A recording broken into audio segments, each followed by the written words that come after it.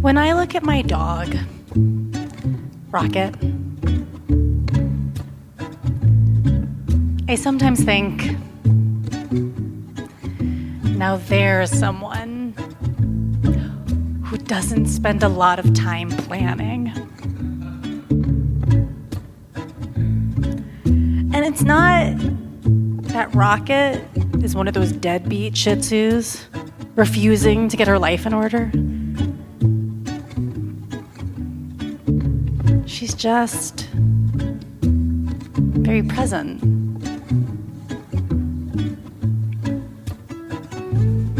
Sure, dogs can think, but their thoughts, they're more direct, instinctual, loving. There's no rumination, no spirals, no lying awake at night thinking, should I have barked louder at that skateboarder? Dogs, mostly, are just totally absorbed in the sensory world unfolding around them. Humans, on the other hand, are caught up in a constant stream of mental chatter, sometimes crashing over our heads like a wave,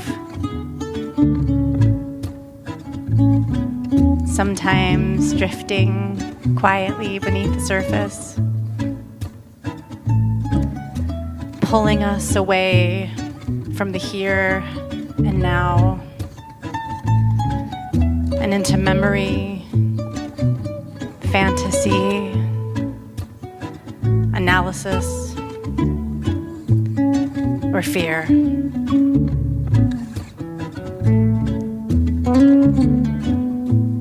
Thoughts are a pervasive part of being human, and they have massive power. I mean, you've probably had this kind of experience. You're going about your day, doing whatever, when suddenly a passing thought arises. Something from the past, a tiny memory fragment, and then, boom. There's an explosion of emotion. Your whole mind state shifts. Suddenly you're angry or ashamed or anxious. Not because of a situation, not because someone said something, because of a thought. Or maybe you're mid-conversation, listening, nodding, and a thought hijacks your attention. 5 minutes later, you realize you've been time traveling inside your own head. Your conversation partner is still talking, but you're as absent as if you'd fallen asleep.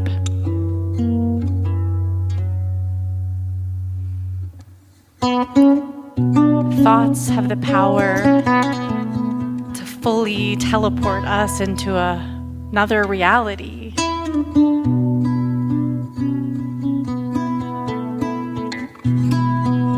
But what even are they? We often analyze the content of our thoughts, what they mean, what they reveal.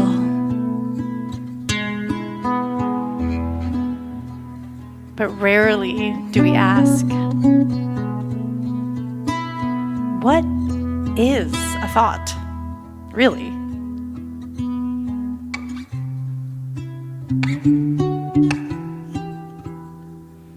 It's kind of elusive. You can't hold a thought or place it on a shelf. Scientists can't see it under a microscope or even on a scan. They're like these bubbles that vanish the moment you reach for them.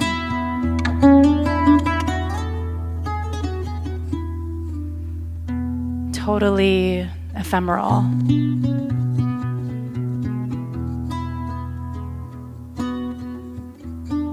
They're basically nothing at all.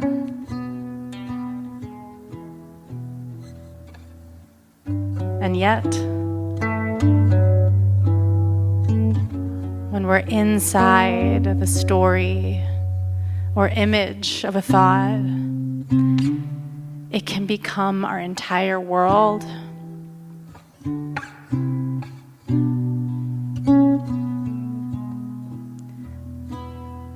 I remember once there was an incident where a family member was hospitalized and seriously ill, and I went into full crisis mode.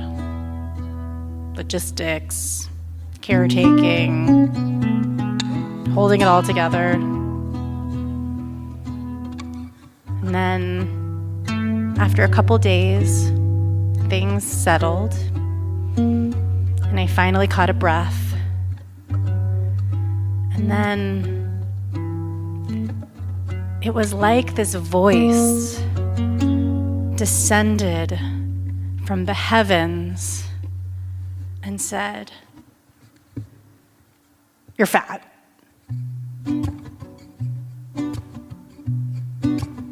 I was like, what? Excuse me? Yeah, you're gross.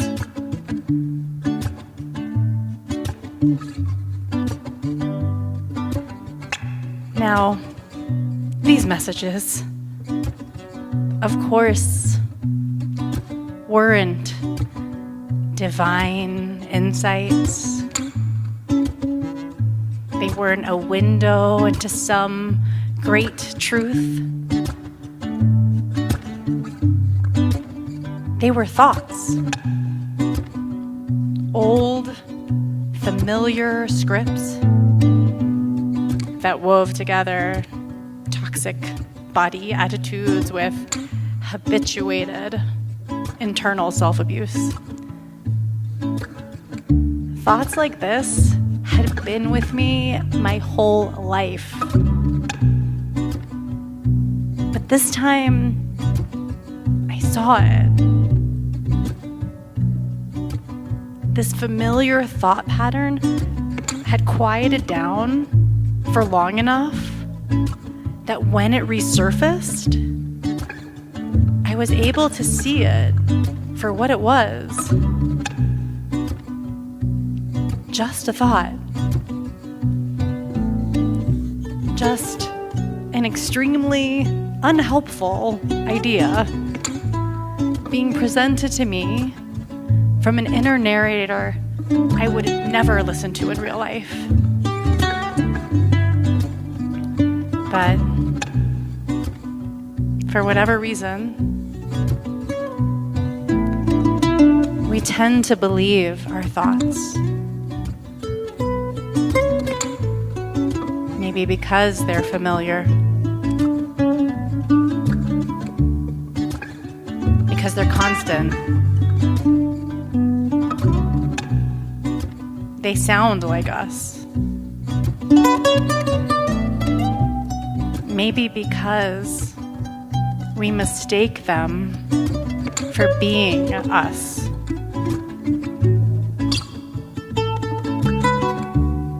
And often, we don't even realize that they're there.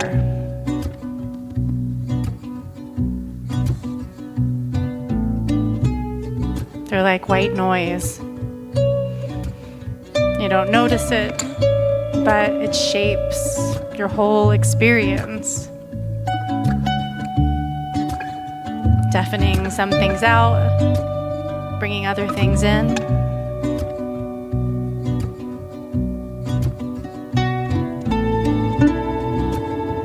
Because thoughts are so subtle, they can creep in quietly. And before we know it, they've begun to build our internal reality, brick by brick, thought by thought.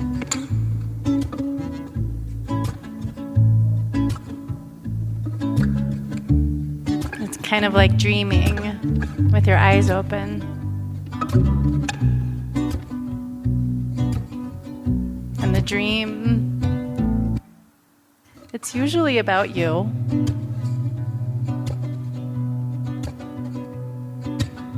Your plans, your hopes, your failures, your fears.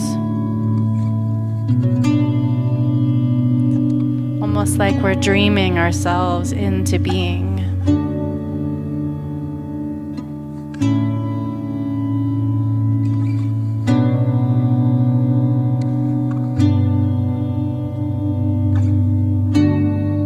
We don't have to be passive dreamers.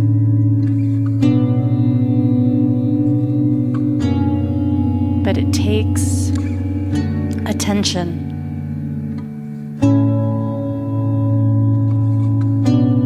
Where we put our attention becomes the shape of our experience. And over time, the shape of us. Moment by moment, we build the story of who we are simply by what we turn towards. Our attention is like a flashlight in a dark room. Whatever we shine it on becomes our whole view. That's why painful thought patterns can feel so consuming. We've been unknowingly shining our light on them for years.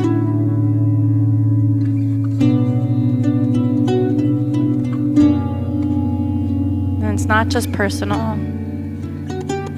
Much of the world is built to aim our flashlight for us. Politicians, corporations, algorithms. If they can capture our attention, they can shape our reality.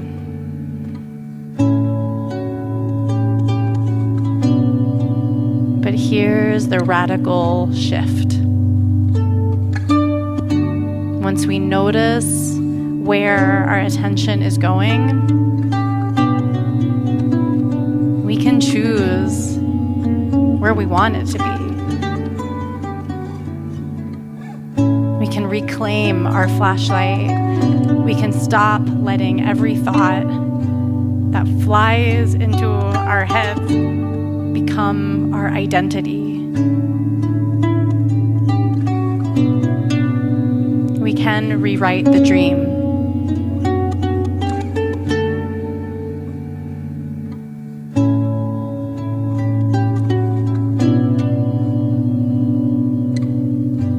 That's at the heart of mindfulness. Not to empty the mind or make it perfect, but to wake up from the story of a thought and remember, oh yeah, that's just a thought. Some thoughts are there from habit, trauma. Some are just static, just leftovers floating like trash through the sky of the mind.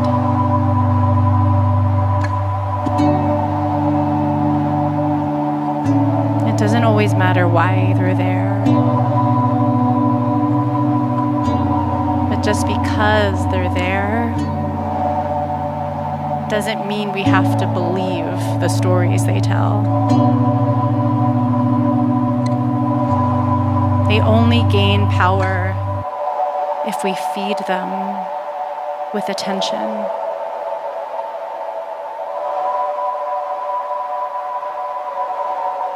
And if we stop rehearsing old thought loops, they will quiet down. That's neuroplasticity. That's healing.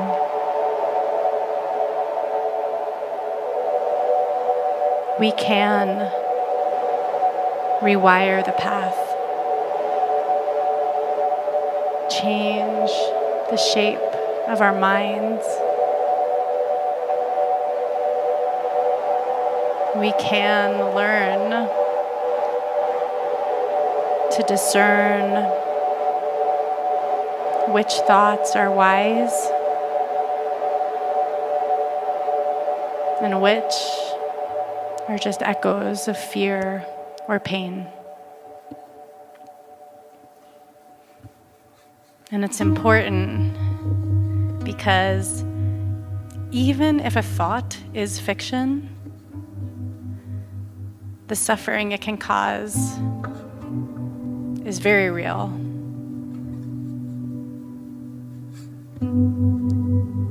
But it's possible to pause, to notice, and to begin again.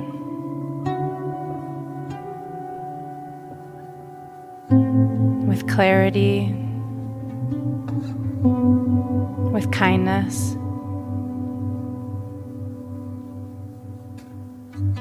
with choice.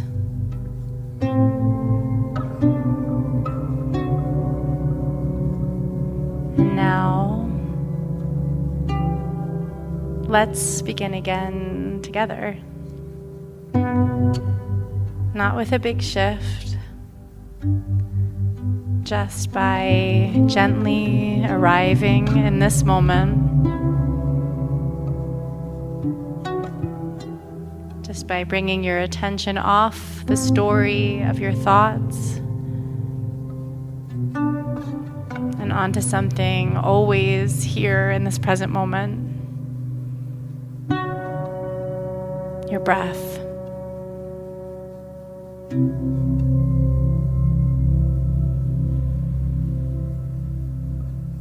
Shine the flashlight of your attention onto each inhale and each exhale.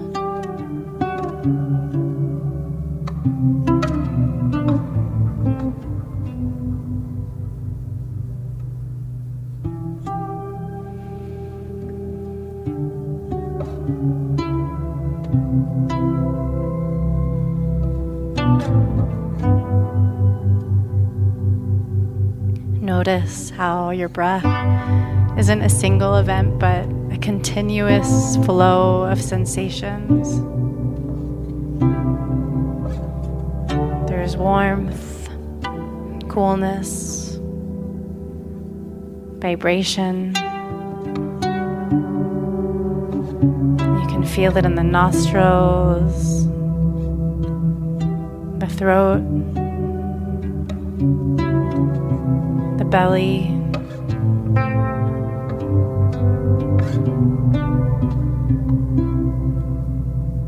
Your breath is an anchor you can always return to.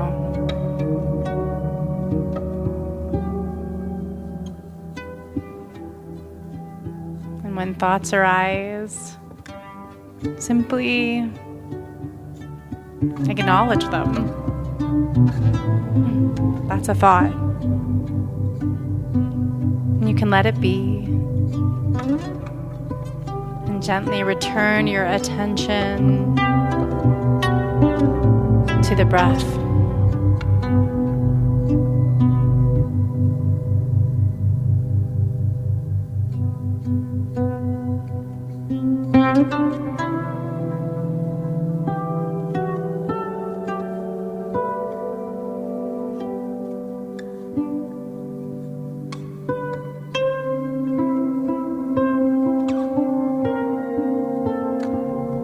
No matter how important a thought may feel, how seductive, if it's truly important, trust it will return. And that it's okay, even if it's just for a few moments, to stay with your breath.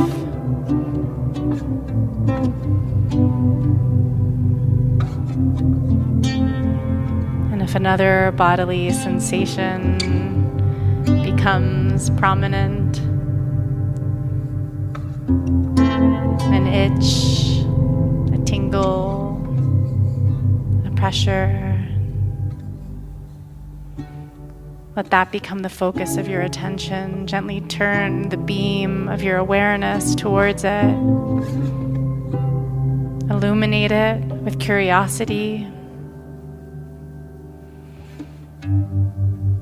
Let yourself feel it fully, without needing to fix or change it. Just noticing what's there, bathed in the light of your attention.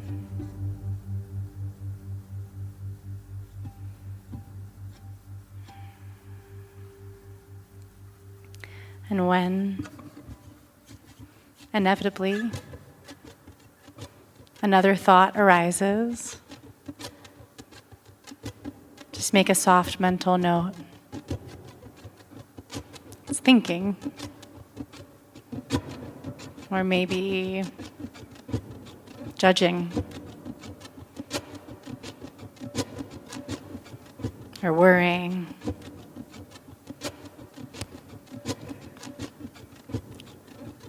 There's no need to analyze or follow the thought. Just notice it. Let the train of thought continue on its own. And your mind is like a train station. In fact, you can imagine it like an actual train station.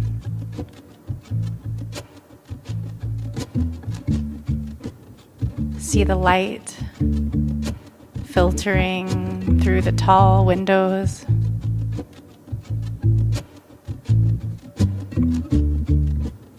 You can hear the distant hum of the engines and the muffled announcements.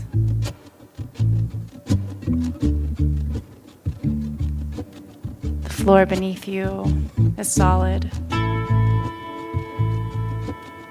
The bench is warm from the sun.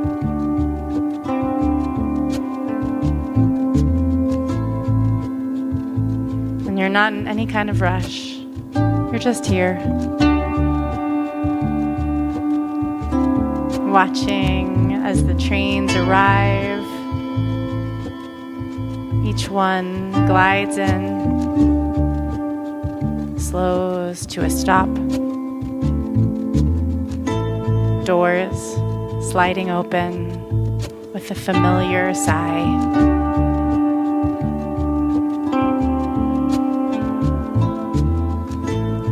These trains are your thoughts. Some roll in quickly and leave just as fast. Others linger, doors open, inviting you aboard.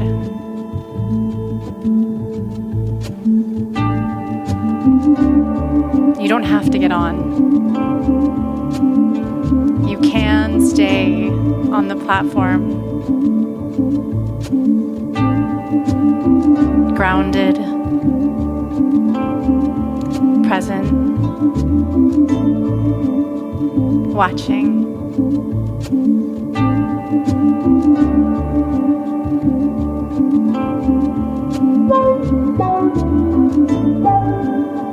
Maybe you begin to recognize the trains. Oh, this one's planning. This one is fantasizing. This one's ruminating. Maybe there's a train tied to a certain relationship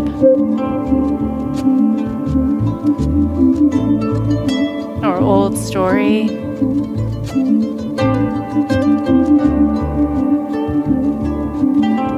You don't need to judge them or make them leave. You can even wave and wish them well. And if you realize your mind has boarded one of the trains of thought, that's okay too. Just take a breath and step back onto the platform. Return to the station of your breath and body. It's always there for you.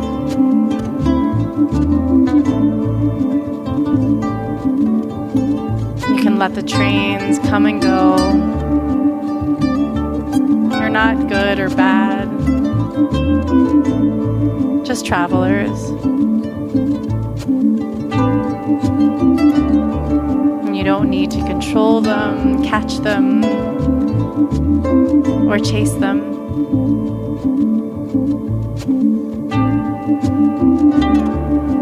You are not the traveler. You are the open ground they move across.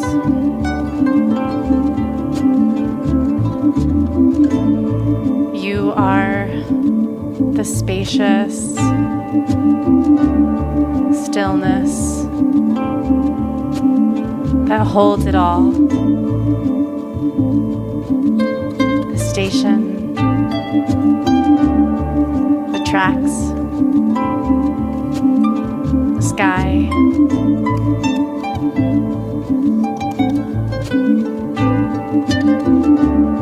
And you can return to that stillness anytime. And again, and again, breath by breath. You can always come home to it.